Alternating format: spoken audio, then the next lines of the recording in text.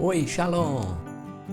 Vamos ao Evangelho deste domingo, o 25º domingo do tempo comum. Mateus capítulo 20, versículos de 1 a 16, a parábola dos trabalhadores enviados à vinha. Os capítulos 18, 19 e 20 do Evangelho de Mateus são tratadas questões quase que exclusivamente a respeito da vida em comunidade. Veja os evangelhos dos domingos anteriores. No domingo de hoje, nesse texto de hoje, temos o tema da recompensa associado às exigências radicais do seguimento de Jesus. Tema da recompensa associado às exigências radicais do seguimento de Jesus. Antes da parábola, nós temos um pequeno diálogo entre Jesus e Pedro, que se encontra no capítulo 19 de Mateus, versículos 27 a 30, que servem assim como que uma introdução à narrativa da parábola. A pergunta de Pedro e a resposta de Jesus funcionam então como que a introdução para a parábola dos trabalhadores enviados à vinha. Nós vamos primeiramente a parábola e no final nós voltamos aqui a esse trecho, que eu considero como uma pequena introdução à narrativa da parábola. A parábola ela é dividida em duas partes. Versículos 1 a 7, a primeira parte, a segunda parte, versículos 8 a 15 e o versículo 16, a conclusão. Primeira parte, Mateus 20, de 1 a 7, a segunda parte, Mateus 20, de 8 a 15, Mateus 20, 16, a conclusão. Na primeira parte, um pai de família sai para chamar trabalhadores e enviá-los à vinha. A tradução do lecionário da missa, a gente confere, está dizendo dessa forma: o reino dos céus é como a história do patrão que saiu de madrugada para contratar trabalhadores para a sua vinha. Mas se a gente vê em outras traduções e no texto grego, o correto seria traduzir por um pai de família que sai de madrugada e para contratar, convidar, chamar, enviar trabalhadores para a sua vinha. Sai às 6 da manhã, às 9 da manhã, ao meio-dia, às 3 da tarde e às 5 horas.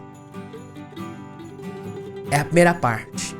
E aqui, essa primeira parte, o acento é posto sobre a retidão dos acontecimentos.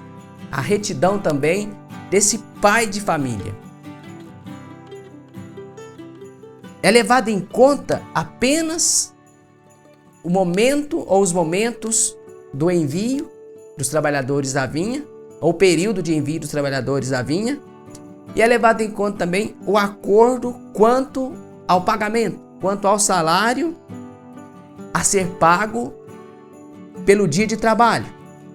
Um denário foi combinado com os primeiros, aqueles que foram chamados de madrugada, os primeiros a serem chamados, foi combinado com eles um denário por dia, uma moeda de prata, o valor de uma jornada de trabalho, de um dia de trabalho.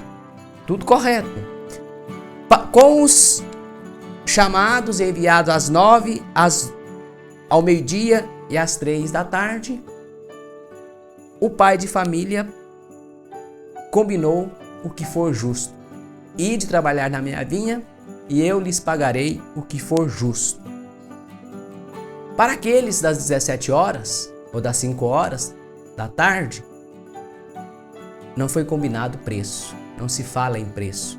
São apenas convidados e enviados e eles aceitam e vão ao trabalho.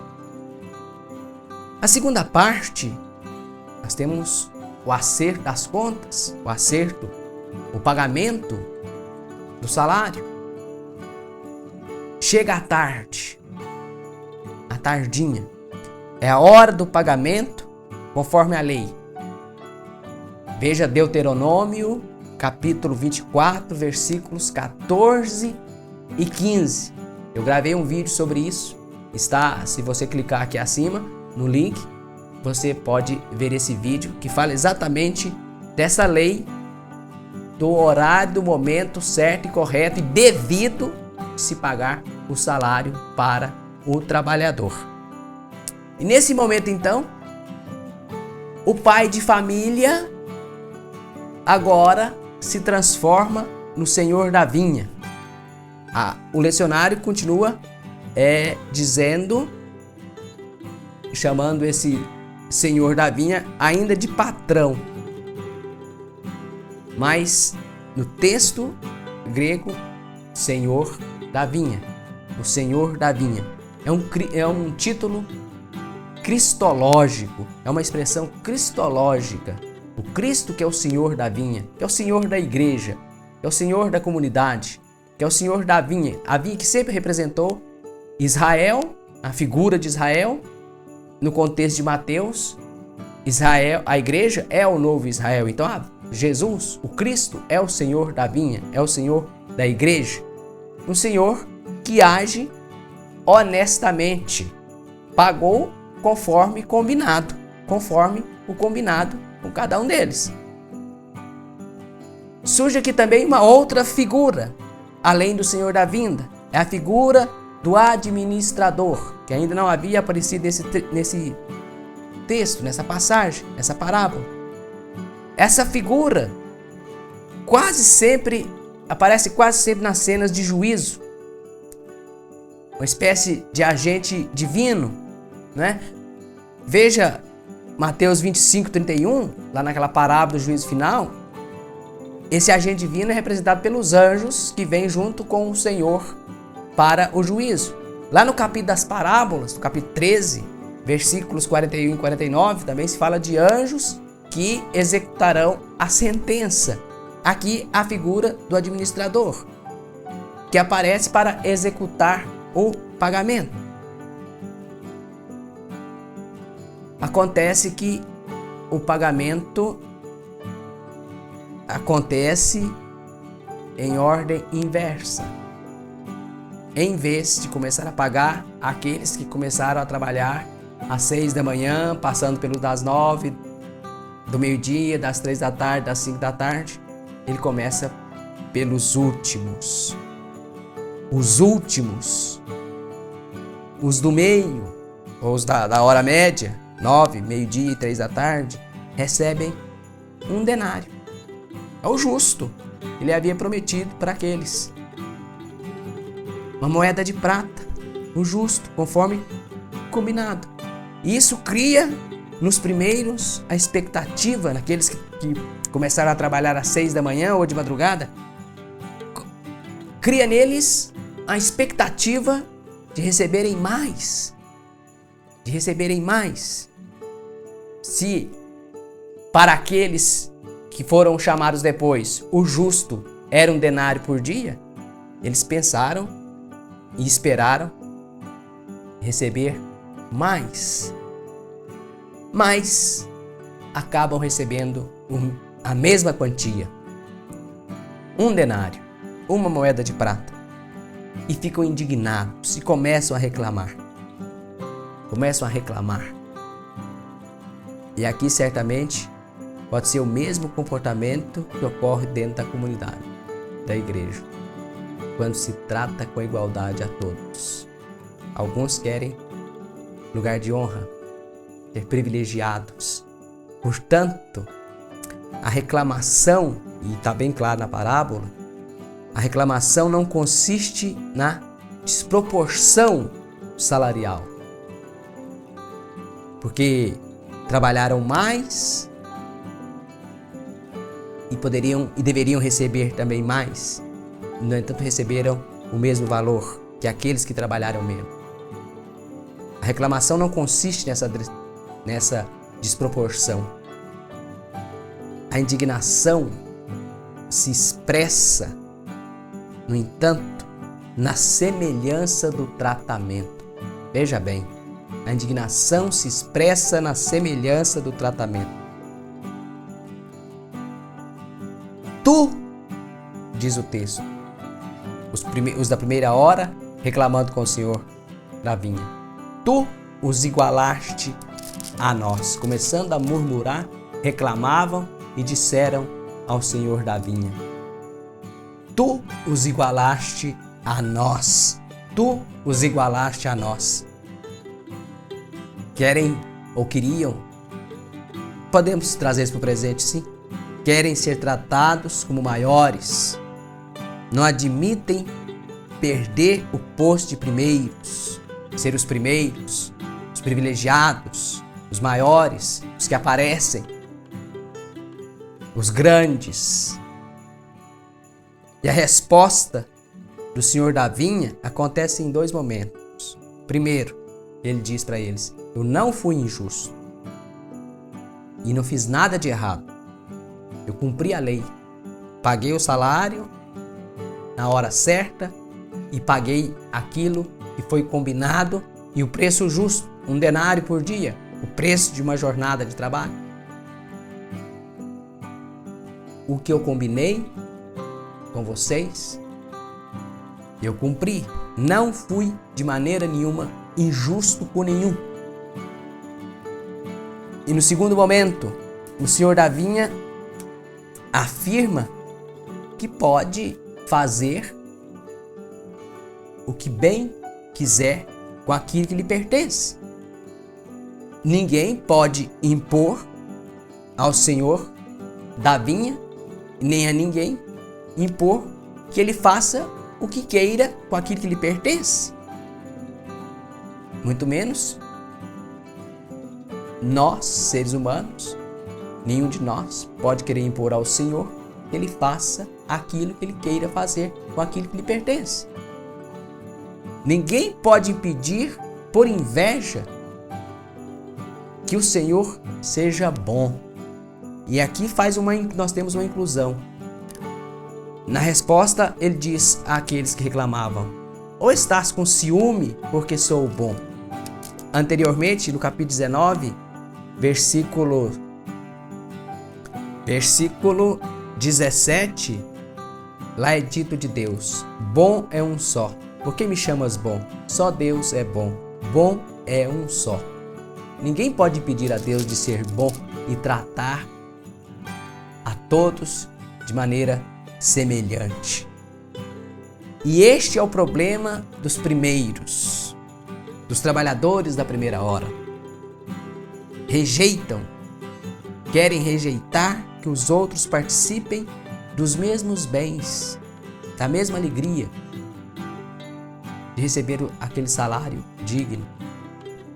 Rejeitam que os outros participem da mesma recompensa, da mesma herança.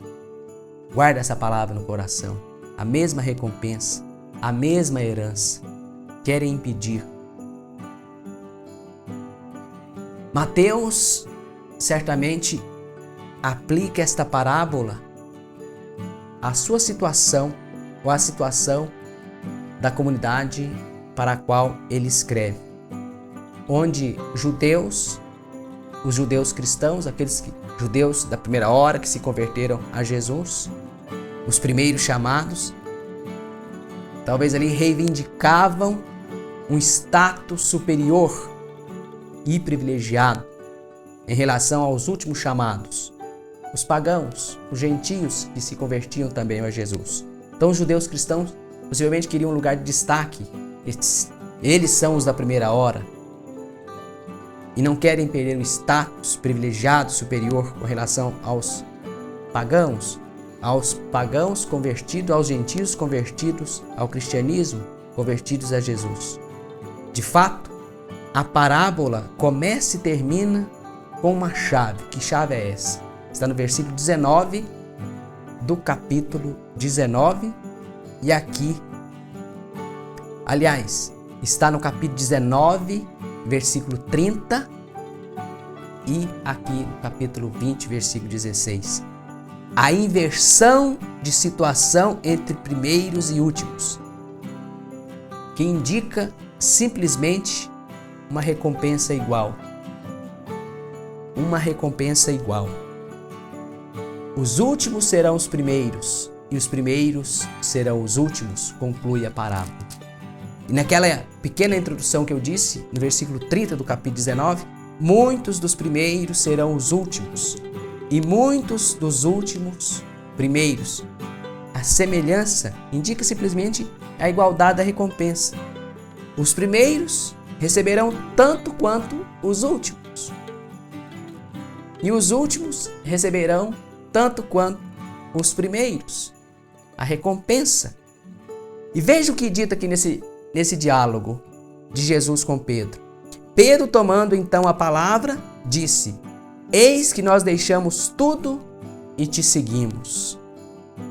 Nós deixamos tudo e te seguimos. O que receberemos em recompensa? Disse-lhe Jesus. Respondeu Jesus a Pedro, solenemente: Em verdade eu vos digo, a vós que me seguistes, quando as coisas forem renovadas, quando aparecer o mundo novo, na vinda gloriosa de Jesus, e o Filho do Homem se assentar no seu trono de glória, vos assentareis vós também em 12 tronos para julgar as 12 tribos de Israel. Quer dizer, os 12 tronos, ocupado pelos 12, um lugar até de destaque, os que vão governar, vós julgarão, no sentido de governar. Julgar aqui não no sentido de juízo, mas de governar. É o papel daqueles primeiros. Os 12 se assentarão para governar as tribos de Israel, as 12 tribos de Israel, o novo Israel, que é a igreja. As 12 tribos de Israel renovado. O novo Israel, Israel bem diverso do primeiro, que é a igreja. E outros, olha bem com relação aos outros. E quem quer que tiver deixado casas, irmãos, irmãs, pai, mãe, filhos ou terras por causa do meu nome, receberá muito mais e terá em herança a vida eterna. E terá em herança a vida eterna. Muitos dos primeiros serão últimos, e muitos dos últimos primeiros. Veja, os da primeira hora se assentarão para governar. É recompensa. E os outros das outras horas, e todos, e quem quer que tiver deixado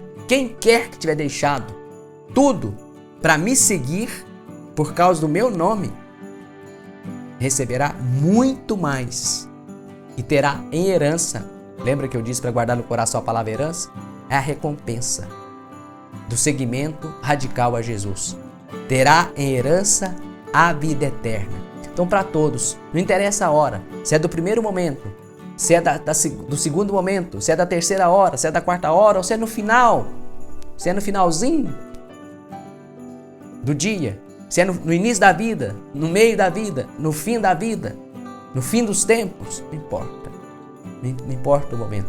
Todos que seguiram Jesus, que procuraram seguir Jesus a partir de determinado momento, ou a vida toda, ou a partir do momento da vida, receberão em herança